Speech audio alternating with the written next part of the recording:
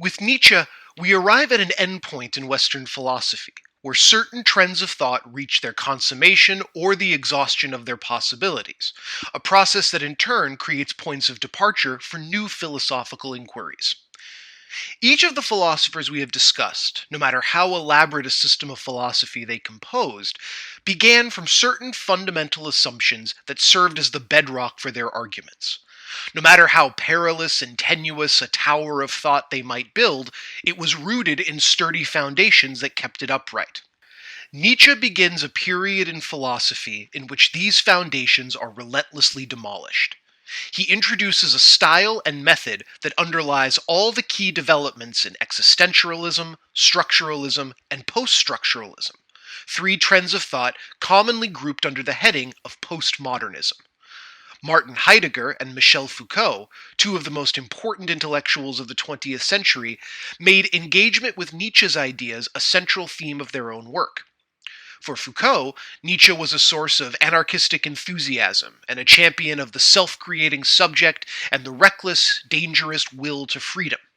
For Heidegger, Nietzsche was a theorist of the will to power and an aristocratic mentality, qualities that informed Heidegger's own embrace of Nazism.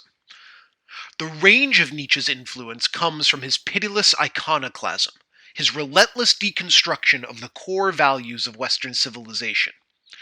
Rather than begin with a set of premises that are either taken for granted or rationalized as the foundation of a philosophical system, Nietzsche aims a critical gaze at those concepts least often interrogated by thinkers. This approach involves a deep investigation of language, its history and its development, its inner nature and its secret meanings, and its unmatched power to shape reality. Modern philosophy, including political philosophy, is preoccupied with the problems of language. Nietzsche's gleeful demolition of the certainties of language set the pace for more than a century's worth of intellectual development. This wrecking ball quality of Nietzsche's thought, he once likened himself to human dynamite, defined the course of his life. Born in 1844, Nietzsche was raised in a Protestant bourgeois German household, the descendant of a long line of pastors who was expected to train in theology before taking the pulpit himself. He was a prodigy who mastered the classics in his teens and became, at age 24, the youngest professor at the University of Basel in Switzerland. But Nietzsche's work was met with the disapproval of the conservative faculty, and a series of debilitating illnesses made it hard for him to work. Eventually, Nietzsche left the university, and, living off of a small inheritance, a pension, and the generosity of friends, he spent the rest of his life as an independent philosopher. Nietzsche wandered Central and Southern Europe, writing arresting, groundbreaking works of philosophy that sold at best a few dozen copies when they were published at all. His illnesses worsened and left him increasingly isolated, but in the late 1880s, in a burst of incandescent creative activity, he produced his most important mature works, including the essays collected in On the Genealogy of Morals. At the end of this period, in the city of Turin, Italy, Nietzsche one afternoon left his apartment for his daily walk. In the piazza, he saw a man beating a horse. Nietzsche became hysterical and threw himself between the man and the horse, weeping. He was taken back home, and over the next 2 days, he wrote a series of increasingly cryptic letters to friends before another hysteric attack left him mute and unresponsive. Nietzsche lived on in this state for 10 years before he died in 1900. The genealogy is Nietzsche's most sustained criticism of the core concepts of Western morality. He rejects any Aristotelian idea of a telos. While Nietzsche appreciated Aristotle's own emphasis on language, he dismissed any notion of a goal or final condition of human development. He had no theory of historical development, like Marx, nor does he tell a tragic origin story of lost human innocence, like Rousseau. But he's also no materialist like Hobbes, and Nietzsche was as scornful of the truth claims of science as he was of the truth claims of religion. The scientific axioms that inform Hobbes's thinking are just another kind of ideology, another set of contingent ideas and historical accidents that wrap themselves with the authority of truth with a capital T. Hence, Nietzsche's attack on the moral vocabulary of 19th century Europe, the unconscious and unquestioned assertions about what's right and wrong, true or false, good and evil. Start with the words that we use all the time, so often that we never think about them. Dig into their history, their chains of descent, their multiple meanings at different times and places. What you'll find, Nietzsche says, is a history of morality as it was practiced by real people, and this history tells a different story than the lies that order society as we know it. Nietzsche takes aim at the so-called English psychologists, his term for the utilitarian philosophers associated with Britain's economic liberalism and progressive imperialism. These are the thinkers who define morality as the practice of altruism, preaching the inherent value of self-sacrifice, the unmistakable goodness associated with helping others. Identifying these views as the content of morality is for Nietzsche a dangerous error. It misunderstands the meaning of the word good and, by extension, the nature of morality itself. This mistake makes it impossible to actually understand the psychological dynamics that hold society together and provide the unconscious fuel for political conflict. Our first mistake is to use the word good only when we wish to identify certain specific behaviors. That is, if we start with the belief that feeding the hungry is good in and of itself, then whenever we see this act performed, we're only naming what we call good. We aren't saying anything about the specific content of the act itself. People who identify with a given moral code, who embrace an existing set of ethics, do this whenever they use the moral vocabulary of their chosen tradition. They integrate experience into an existing rubric of good and evil and make decisions accordingly. But of course, the people and the cultures that actually make values, that create the moral codes that others come to follow, do not behave in this way. To create values requires one to name things in the world as good or evil according to one's own criteria. This is why, Nietzsche says, ancient Greek and Latin words for what constitutes good are words that refer to personal qualities. In its earliest linguistic forms, the dominant group in society is, by nature of its status, good. Therefore, whatever these people do that gives them satisfaction is called good, and that which does not is called bad. All words and ideas that refer to excellence or virtue are the exclusive property of this self-defined superior group. All people who belong to this privileged caste are good by definition. It follows that all people who do not belong to this caste are bad, and by definition possess attributes that are bad.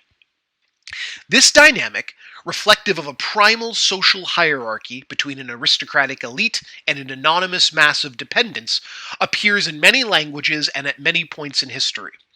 In English, when we refer to an evil or treacherous character as a villain, we are using the feudal term for a landless tenant, a poor nobody who is entirely at the mercy of his social superiors.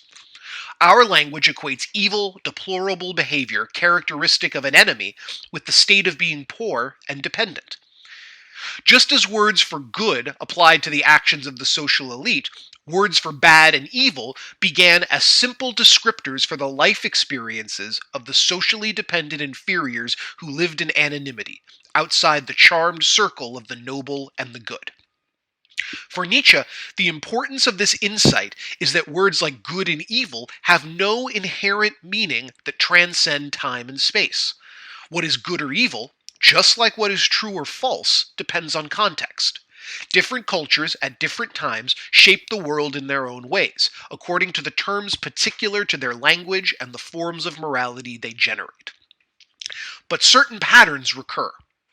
Nietzsche assumes that all value-generating societies are caste societies, in which an aristocracy commands a subordinate mass, and all activity worthy of notice occurs among the elite. These inward-looking elites develop elaborate codes of conduct, theories of honor and reciprocity, and detailed protocols of behavior that make a place for every person of note. These small, intense aristocratic worlds function because their inhabitants believe they have an exclusive claim on moral conduct, and thus on humanity itself. Whatever concerns them is good, worthy, noble. Whatever concerns the nameless masses is bad, dirty, and evil. Of course, this kind of fathomless arrogance provokes resistance from the masses left out of the aristocratic citadel. What Nietzsche calls, quote, the slave revolt in morality, end quote, emerges from this psychological resentment, or as Nietzsche calls it, ressentiment.